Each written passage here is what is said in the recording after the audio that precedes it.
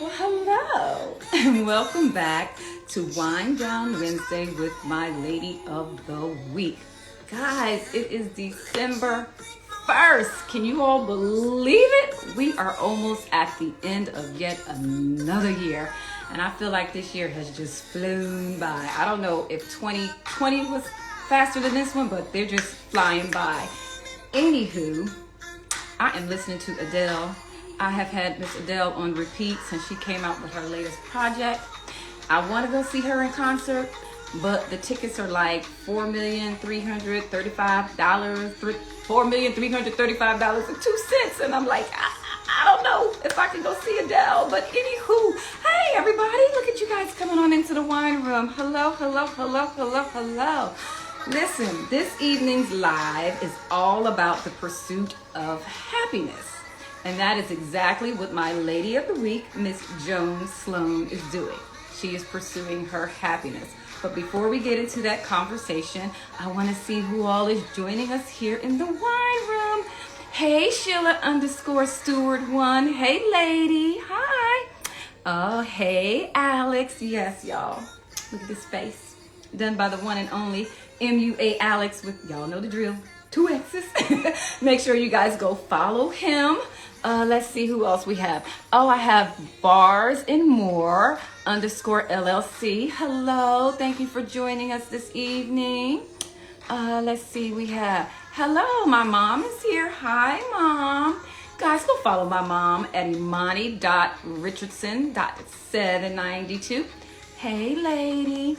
Let's see who else is here. Oh, thank you guys. All right, y'all have to do me a favor tonight, because anytime I wear red lipstick, for some reason, it ends up on my teeth. So if y'all can put a little lip in the comments to let me know that I need to do that to my teeth, I greatly appreciate it. Okay, looks like Joan is ready to come on into the wine room. But before we bring her in, guys, you know the drill. Let's raise our glasses. Cling, cling, cling. Take a sip. Because if you don't take a sip, it didn't happen. So give me 1 second and I'll bring Miss Joan Sloan into the wine room. I hope you guys had a wonderful Wednesday. It was really nice here in LA. Okay, Joan, we see something. It's dark. we don't see you though, so we need some light over there. Okay. Can you see me? Yeah, I can see you. Hold on. It looks like, I think maybe you have your camera turned around or something. Maybe you want to turn it around. Hi, Mom, 2 bar sis. Thank you for joining us. I'm going to wave at you. Hello, Ling 444. Hello, thank you for joining us. Well, There you go. Oh, hi, Joan. hi. How are you? Good, good. Girl, you know I'm new at this. There you go. You're perfect. It's perfect right there. Wow, you look beautiful. Thank you. You did You're welcome. You're welcome. You're welcome. All right. Well, before we get started, we always like to raise our glass and have a little toast. I have cranberry juice, sparkling cranberry juice. Yes. Well, cling, cling, cling to the sparkling cranberry juice. And I have sparkling cider. So there you have it. Wonderful. All right, Joan. So could you please tell everyone who you are and where you're from?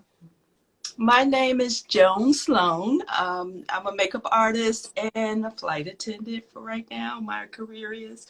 And I have a makeup line. And I'm from Northern Virginia, and that's about 20 minutes from our nation's capital. Wonderful. Well, welcome again to the wine room. All right, Joan, so let's go on and just get into this conversation. I was telling everyone that this evening's live is called The Pursuit of Happiness. And that seems like that is what you are doing. You are pursuing your happiness right now.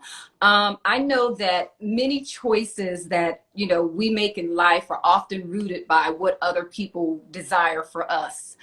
How did you get to the point where you said, you know what, I'm going to do what makes me happy?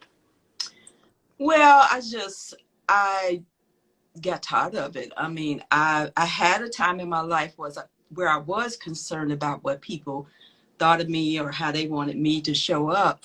And what I did, I had to just clean house. I mean, literally just get rid of all the distractions and just get laser focused and really go after what I wanted. And, here I am. Okay. So I know that at one point you had one of the largest salon and spas in San Diego, right? And Right. so there, would you say? It was my baby. It was your baby. It was your baby. And I know that between then, you said that was like maybe 2007, maybe up until 3 years ago, you had some kind of unexpected life changes that you went through. Could you talk to us about what happened between that time with you? Yeah. Well, I had my marriage failed. It was the big D word happened, and a lot of transition in my life where it applied a lot of hurt and pain. And I had to really get together because I went from a 20-year-old marriage to a single mom with two sons, and Mm-hmm. just like a tsunami, tornado, Mm-hmm. storm, everything you just really can, put into that. And it was life changing for me. So during those years, I thought, what can I do with all this hurt and pain? So I went and got my certificate as a life coach. And Mm-hmm. about 15 years, like in between, I still have some life coaching clients. I just started life coaching and Mm-hmm. someone, making my pain my passion. And I was helping women because I was like feeling, I don't want anyone to feel like this. So what can I do to help them through it? So I helped out with a lot of marriages and relationships and, just sewn into people. And it's just right now coming full circle for me in another context. I find it interesting, and I said this a couple of weeks ago, that you can often find beauty in chaos, right? And so, had you not gone through that, you wouldn't have necessarily found that passion to help other women survive it as well, right?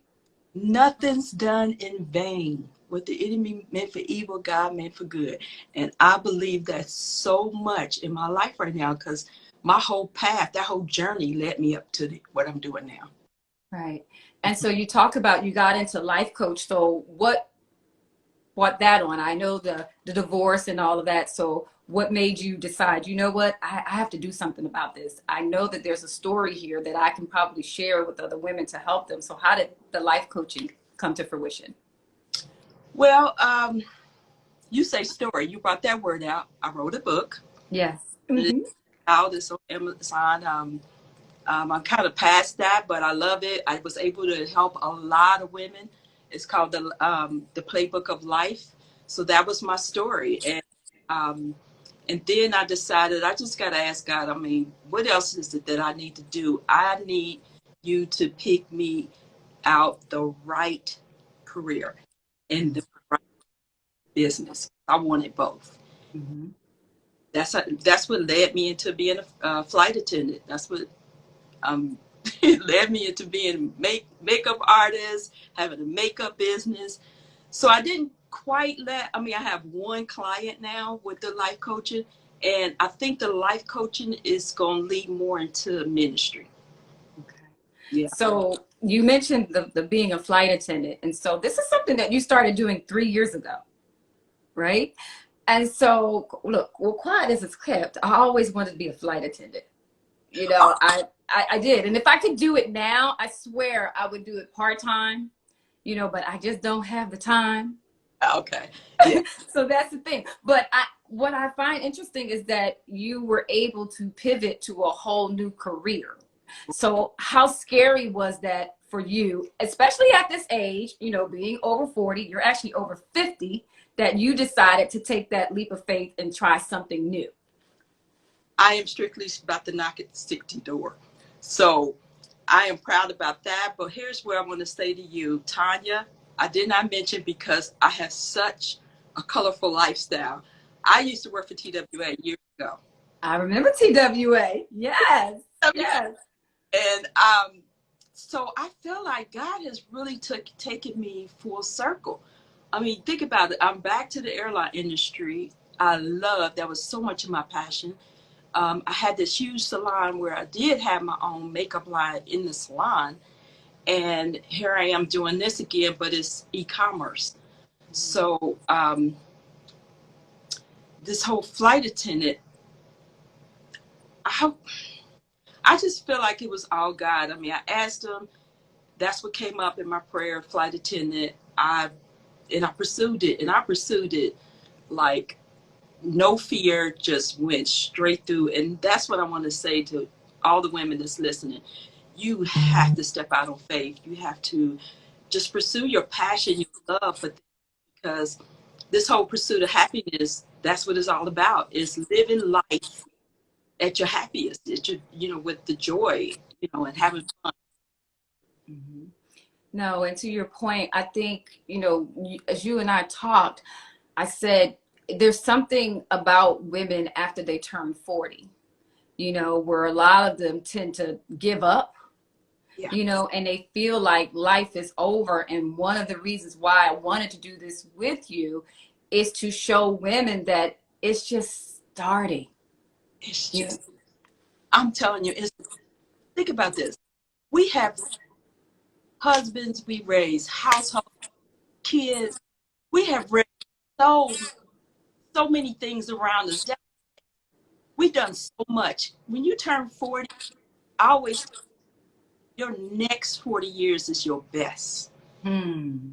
It's unbelievable. Don't feel like you're stuck or you're old. You never too old, because I've done some stuff and I'm like, you think about it, but you can't let those thoughts, penetrate in you, because you need to just do what you love. And my biggest thing my biggest thing is to I always feel God. I never had problems with a lot of things other than when I start putting myself before it. Mm-hmm. I say that there 80% of people 45 and older, they want to change careers, but only 6% actually go through doing it. What do you think is the biggest thing that ends up holding them back from pursuing their dream? Fear, Mm-hmm. fear of failure, fear of the unknown.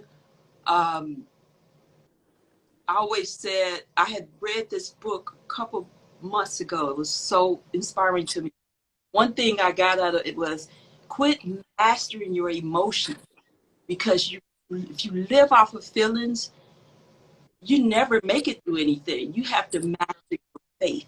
So the whole thing is just out there, stepping out on that water and not looking down at the waves. Just step out on faith, and that's pretty much. And you have to have faith. In order to have faith, you got to believe. So you got to believe that you can do it. So that's my whole thing with that. It's just, the fear it can be debilitating. I mean, it could paralyze you. Absolutely. Mm-hmm. Yeah, Absolutely. That fear of the unknown, but we all know that on the other side of fear is always greatness, it but is. you got to get there. So, okay, so let me ask you this. So now you've done the salon, you've decided the life coaching, you're doing full circle with being a flight attendant, and now you decide you want to get basically back into makeup. You said you had your own line in your salon. So, A, what made you want to get back into that? B, what do you say to the people who say there's already so many people in that industry? Why would you want to go and do that? Well, to answer your first part of your question, I can honestly tell you, Tanya, it was not me. It was God. That's another thing I tell you, beginning of this conversation, I said I asked for the right career and the right business, and that's what he showed me. He showed me my love. What was my first love? It was, flying, traveling. I traveled the world anyway without being a flight attendant. Been all over the world, but that was my love, is traveling and the whole makeup thing. He showed me that. So, to answer your question on that, it was not me. I'm just doing what God has laid out to me I know whatever he lays out to you and show you, it's going to work. As far as the industry, I never had any fear with it. I never looked at statistics. I knew it was $1 billion business. People have said that to me and asked me that question. And I'm like, look, I'm in front of this whole thing and God's in front of me. That's all I can say. And it's something that I know I am very passionate about. My company, my makeup line has beautiful products. I'm really proud of my, the rich and silky smooth feeling of everything. And I have more stuff coming out. And I'm just thrilled. I'm living that pursuit of happiness. Yeah. Yeah. Okay. So I want to go back to something that you said early on about cleaning house. Oh yeah. I love Okay. it. So let's talk about cleaning house. How how do you do that? How do you decide, because I think sometimes we are so loyal to the length of time that we know people, right? And we think that because we've known someone for so long that we need to keep them with us as we go along in life. So how do you go about cleaning house? And then how do you go about not feeling the guilt of not taking those people along with you on your next journey? I would say get into a regimen of prayer and fasting. Because if you praying and fasting, you hear God clearly, he would tell you.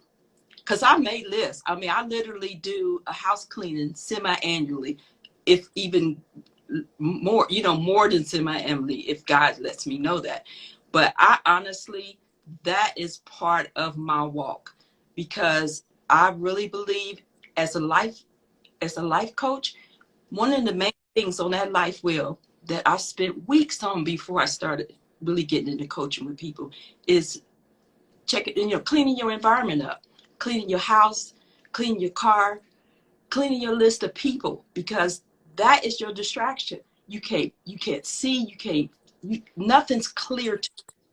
And so in order for you to move forward, and I found out the hard way about all the things I was in, the lifestyle I was in was just so much going on, the fame and the fortune, all that, and it was just so much distraction. But once I became a life coach. Look, I got too many careers going on. I love it. Once I became a life coach, wow, it just opened up, and then I applied that with ministry, just knowing God and prayer and fasting. That's I mean, okay, if you don't want to do prayer and fasting, which I really encourage you to do, but make a list. Make a list of people who you know that has been a distraction. And I can honestly tell you from my walk, it's a familiar, and familiar is family. Hold on. Closest. That part. Okay. Yeah. So Yeah. are you agreeing with me? Yeah, you're saying that the familiar is family, and oftentimes it is family, It becomes spirit in your life, and I'm telling you, and you just putting them on the shelf. Some of them you putting on the shelf, some of them you not putting on the shelf. You never taking them back off the shelf, but you need that time to kind of go up to that mountain and chill out and see what you want in life. And I'm telling you, once you turn 40, if you don't get into that practice, the next 40 years going to pass right by, because these years are our best. And my 40 years, when I turned 40, I was in that whirlwind of a life transition, and I was a little behind, but as far as stepping into my pursuit of happiness, but that's okay. I made it, and I'm working on it to make it more fabulous. So, but yeah, I would recommend any woman, anyone, to really sit down and, like in football, I would say, on a football term, if you want me talking that, I would say roll that film back. Roll the film back, sit down and look at the plays you need to put in to execute, and get rid of them team members. Get rid of them folks that, that's not helping you or they're discouraging you instead of encouraging you to move forward. And what about the guilt though? Because I think that also stifles us from making, from crossing those people out and, putting them on the sideline. So how do you get rid of the guilt in doing that? I don't know. I'm sorry. I'm not even going to apologize for it because I'm telling you it works. Pray and fast. Mm-hmm. Once you quiet yourself down and get that Bible out and start reading, all that's going to fade because you're moving forward. You have to really think about and I know it does hurt because I had to let go some people that I would never even dream that I would have to do that. And I'm talking like really close family members. And it's not that I'm letting them go forever. It's just you have to have that time. And if you let guilt take you down that road, you're never going to meet your destiny. You never fulfill your dreams. I like that. If you let guilt take you down that road, you will never meet your destiny. I love that. Yeah. I love that. Okay, so what about, so many of us carry the strong woman label. Oh, God. Guilty, right? Which often prevents us from seeking help or asking for help. Yeah. How do you keep your sanity? How do you go about asking for help? Well, it's a pride issue. Mm. And, pride comes before the fall now. Pride comes before fall. Pride. Yes. And what I think the most special gift that you can give to yourself is humility. Humble because you can't do it all. And I know women, and I'm a witness. We try to do it all. We wear ourselves out, and that's why you end up in that rut. Yes. Rut because you did it all. You're tired. You just kind of start, dubbing yourself down, and you lose yourself. And that's huge, huge, huge. I remember losing myself. Let me tell you a quick story.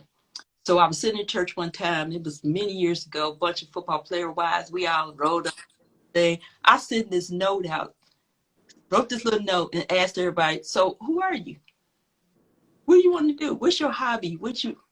And they was looking at me like, "What's she doing?" No one could because I couldn't even answer it myself. That's how bad you get tied up into. And it's not bad. You need husbands, you help your kids and stuff. It's not a bad thing. It's just that you have to be able to think about yourself as well. You have to think your own temple. I mean, put the oxygen mask on you before you put it on someone else. I was going to say that, that's my favorite analogy to help people understand that you have to put your own mask on before you can help someone else. And somewhere along the way, as women, we were taught that we're supposed to do for everyone else first and leave ourselves last. And when we do that, we deplete ourselves and we have nothing left in the reserves, for ourselves. And it's a horrible thing that we get into when we get on the hamster wheel and we keep doing it over and over and over and over. So yeah, at some point you have to say enough and focus on yourself. And there's nothing wrong with doing that. So Joan, what do you say to the woman over 40, over 50 who is just saying, I don't know how to take the next step. I have this passion in me. I have this desire to do something. God has given me this dream, but I just don't know how to take that next step. What is your advice to her? Focus on what is that dream? What is that passion? You just have to you're going to have to, I sit down and write a lot. And I just try to hash it out with myself that way. But then, you might need to talk to someone. Get someone like who is really encouraging to, and they might, but overall, get on them knees. Talk to Get on the knees and talk to them. I am his cheerleader, and he is my, because that's what worked for me. I tried it all. I mean, I really have, and nothing came clear to me me, things start being more seamless when I just died to his feet. You know, it's like, I don't know what else to say to you. That's my only thing. You know, in the physical world, you would make a list and you will maybe hire a life business coach, you know, things like that. But in the spiritual world, call them up. Sure. Okay, so give me 1 second. I think we have a question here in the audience. Oh, okay. Sharon _609. She said, when do you know who to ask for help? Because I've dealt with people who want you to need them for help. So her question again is, when do you know who to ask to help? Because she's dealt with people who want you to need them for help. Does it make sense? You understand? Let me make sure. Let me see if I can answer this. The first thing that came to my mind is when I talked earlier about failure. You might want to pick somebody who you don't know. They don't have that emotional tie with you, and you know they don't have no skin in the game. So you just, I mean, you want them to have skin in the game once they meet, but I think when you talk to people that you don't know, not like a stranger, but you know, somebody who's not familiar with you, better chance of someone who's unbiased. Unbiased. Absolutely. Yeah. Someone, like you said, they don't have a skin in the game, so they don't have an opinion one way or the other. That's probably who you need to seek out. And it's interesting because I often find that it seems like it's easier to speak with a complete stranger than it's often to speak with like a family member or a friend. Do you think that as well, Joe? Honestly, that's why we have coaches, because really a stranger to your life, and we're just going by what you tell us. Although, you know, we trained in a way where we can't pull stuff out of you and we can't pick up stuff by you know, some of the things you say to us. And that's the best way. I'm all for coaches. I had one myself for many, many years that coached me through a lot of stuff, a lot of situations. So, yeah. So out of all of the things that you've gone through, all of the hurdles, the obstacles, the challenges over the last, let's just say 10 plus years, is there anything that you would change? Is anything that I would change? Probably not. I love being married. I want to change that. But probably not, because the journey was real. I mean, the journey gave me enough experience to be able to help women, to be able to move through life. Like they said, you can't move through life for a lot of monies. You need to be tested so you can have testimonies. Right. So I feel like I got a lot of testimonies and a lot to offer women, you know, to help them through a lot of difficult, because I've heard it all, I've seen it all, and I've dealt with a lot. So no, it's nothing I want to change. I don't want to go back. I don't want to, you know, I'm in a good place right now. Yeah. And I say, you know, if it hadn't happened, you wouldn't be where you are. So, you know, and when I ask people that question, most people say, no, I wouldn't change anything. You know, the goal, like you said, it's a marathon. You know, you get knocked down and you just got to get up more times than you get knocked down. So what would you say? I said, oh Lord, you just got to get up. Yes, just got to get up. Okay, so I have a couple of questions left. Before we get out of here, let me see if there's anybody in the audience that has any questions or has said anything. We have quite a few people that have joined us tonight. Thank you guys for tuning in. Let's see. Oh, so hilarious. Okay. Okay, Joan, what is your favorite quote? Well, I thought about that. It's not really a quote. It's the scripture. Okay. Jeremiah 33:3 said, call to me and I will answer you. I will give you great things and unsearchable things that you do not know. Love it. Jeremiah 33:3. Jeremiah 33:3. And what is the best advice ever given to you, either professionally or personally? Stay focused. Stay focused. Stay focused. Keep your eyes on, Keep your eyes on the prize. and that's Okay. and professionally. Love it. All right, Joan, can you tell everyone where we can find your newest venture with your makeup line? What is your website? Give us your Instagram handle. Let Okay. us know it all. My name,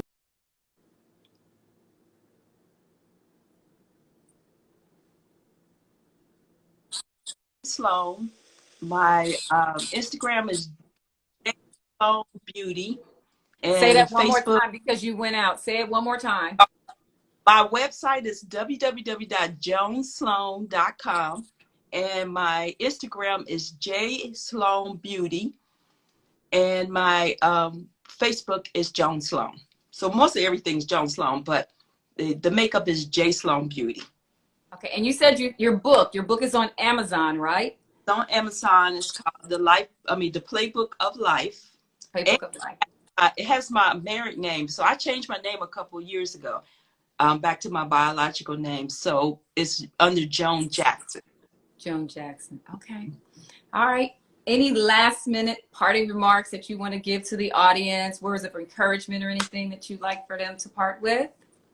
Yeah, what I encourage them to is just take one step of faith, keep going, don't look back. Just, you could do it.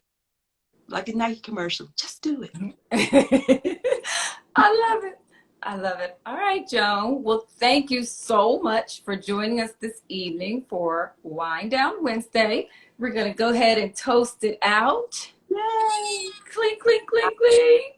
All right. Take a sip. You have to take a sip, Joan, because if you Oh, don't take a sip, then it didn't happen.